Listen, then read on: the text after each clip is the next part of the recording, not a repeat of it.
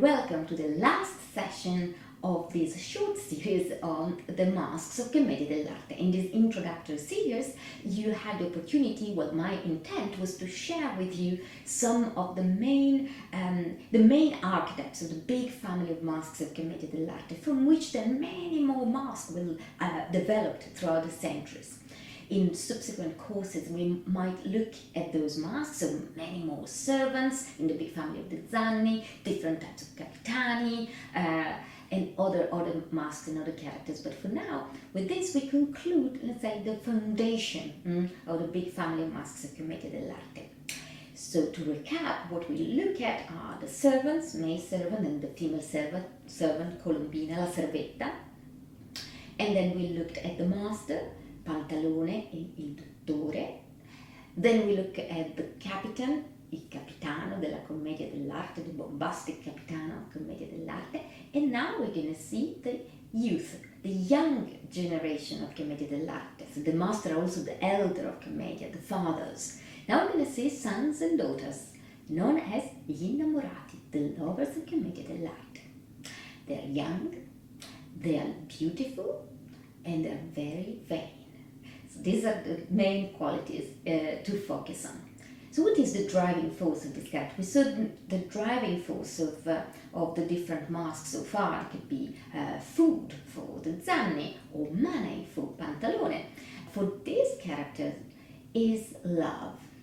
Love understood in the wider sense of not only the love between each other, the love for beauty and the love for poetry, but especially love for themselves, because the lovers are the ultimate narcissists. This we did for all the other masks. The sequence of events, like I want you to follow, is like how to get into this character physically. What we're going to do, what we did for all the others, is thinking about how we transform our body.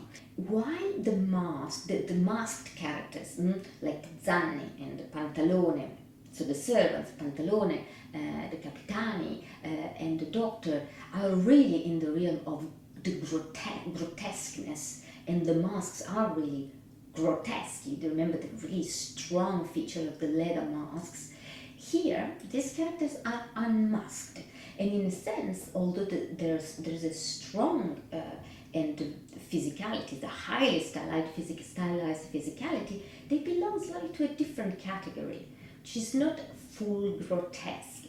Although they are unmasked, they were performed with, and they are today performed also in the traditional scenarios of commedia, with heavy makeup. So really strong makeup, beauty spot, and all the other frills to look at your best.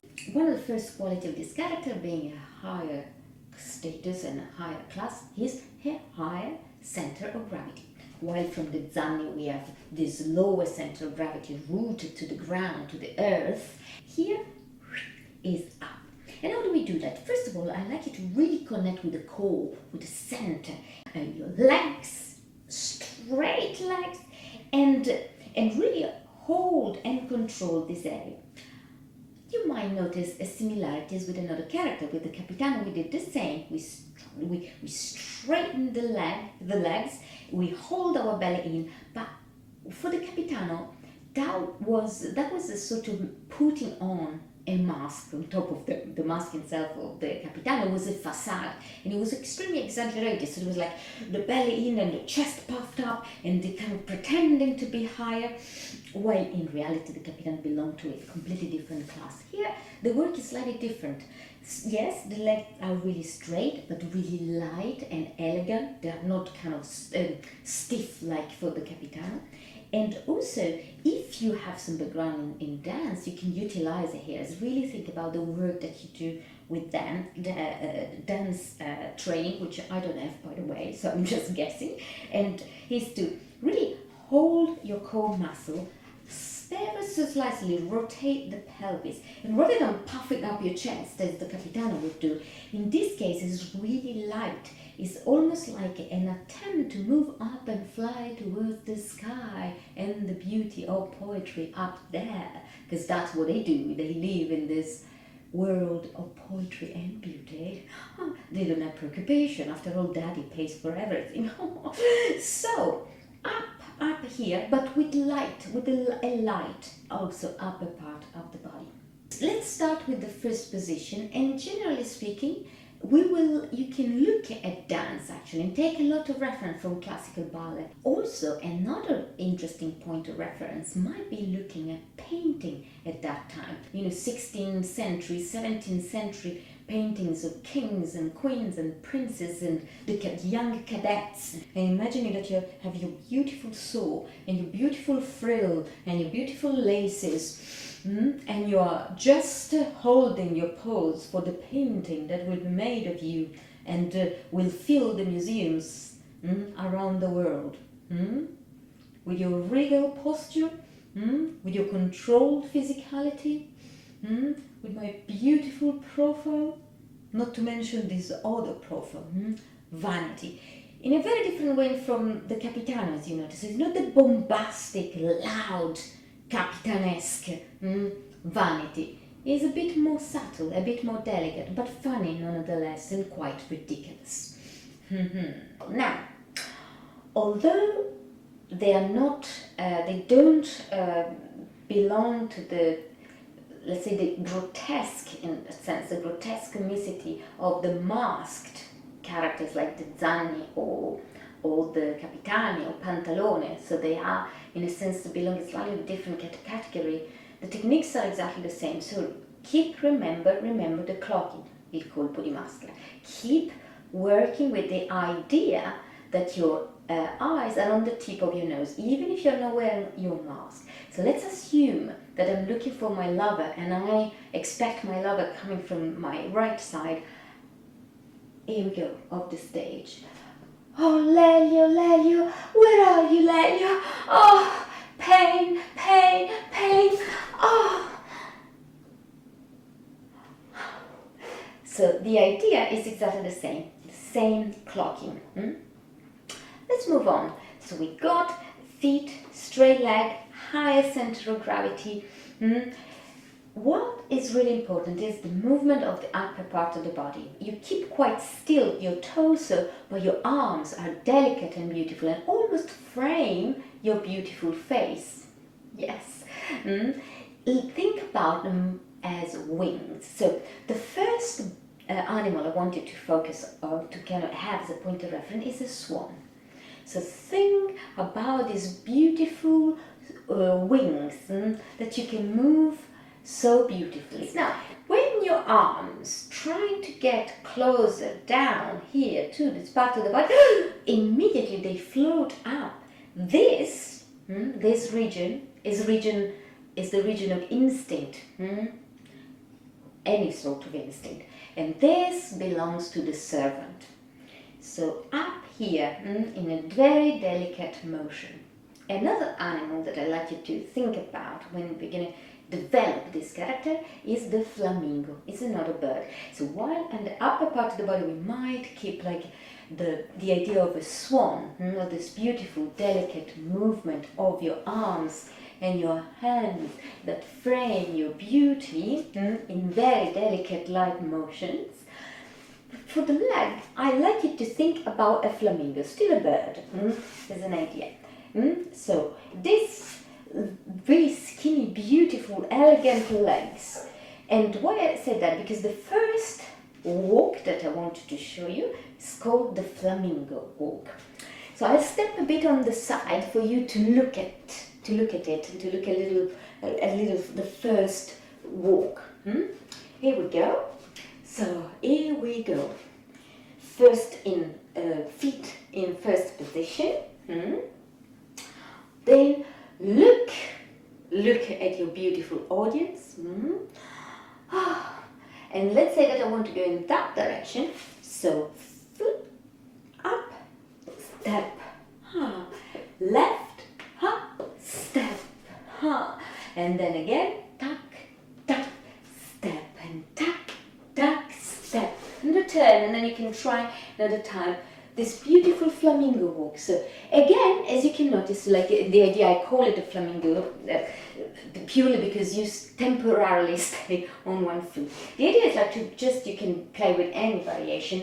But the idea of really a bit balletic and a bit showing off. And remember that the best way to keep your balance is always alternate. So it's very difficult to do this, but if you alternate, so in the case you have your right leg in the air, then it's your left arm that helps you to maintain some balance. Tuck, tuck, and again. 1, 2, tuck, tuck, 3, and 4. Now, let's see walk number 2. And this is really the tormented walk that shows really the internal suffering of these beautiful souls that, and this is related with obviously pain of love of these young lovers. This is physicalized and it turns out to be quite funny actually as a result. So let's imagine that the lower part of the body, from the waist down, wants to go in one direction, while the upper part of the body, so like the twist and the pain of your love is really physically represented by turning the upper part of the body in the opposite direction. There's almost like a schizophrenia within the body, so the body that cannot decide exactly what to do. So your upper part of the body look back. Life, pain. You almost lose your balance. And then recover. And you can do it on the other side if you want to try. So you lose your balance. And I almost lost it for real. And you lose your balance. And then up. I'll show you the other side from this perspective. Looks back.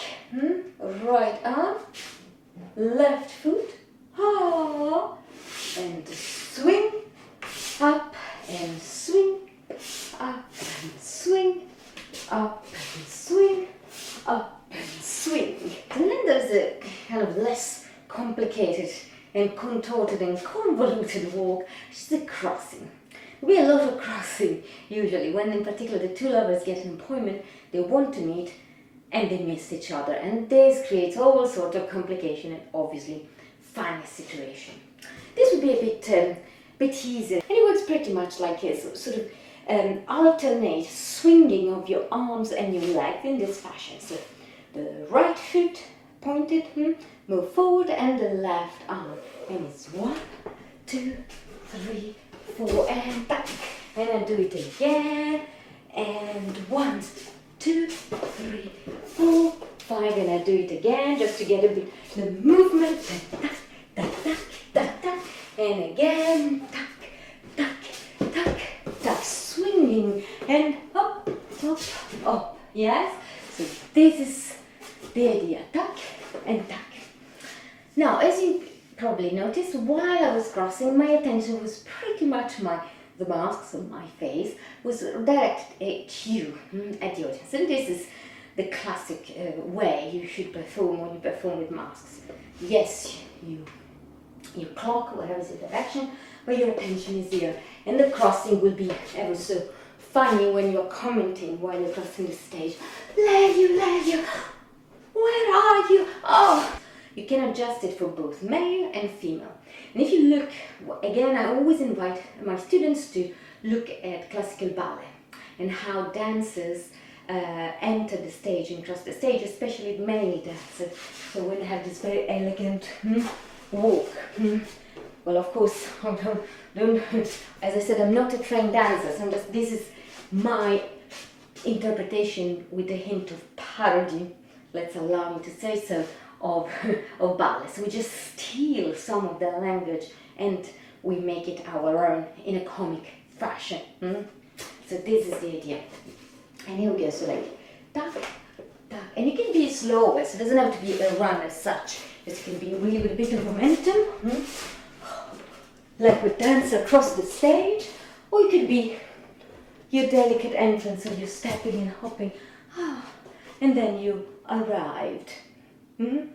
Here I am here. To spice it up and to make it a bit more dynamic, there are also little quirky things that you can do while you cross the stage to attract maybe the attention of the audience. Think a bit about gazelles.